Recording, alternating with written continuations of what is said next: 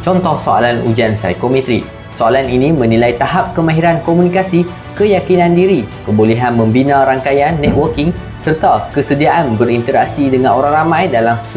suatu situasi sosial atau rasmi. Jika anda mohon jawatan yang memerlukan perhubungan awam, kepimpinan, pembentangan idea serta interaksi aktif dengan pelbagai pihak seperti jawatan pegawai tadbir, pegawai penerangan, pegawai psikologi ataupun pegawai penyelidik, pemilihan jawapan yang terbaik adalah A, sangat kerap, kerana jawatan ini memerlukan individu yang proaktif, mudah bergaul, berkeyakinan tinggi dan mampu membina jaringan profesional yang luas untuk menyokong tugasan organisasi. Manakala, jika anda mohon jawatan yang lebih menekankan pelaksanaan tugas secara teknikal, pematuhan prosedur dan kerja yang lebih tersusun seperti jawatan pembantu tadbir pekeranian operasi, pembantu penguatkuasa mahupun juruteknik, pemilihan jawapan yang terbaik adalah B, kerap, kerana masih menunjukkan sikap mesra dan mampu berinteraksi dengan baik,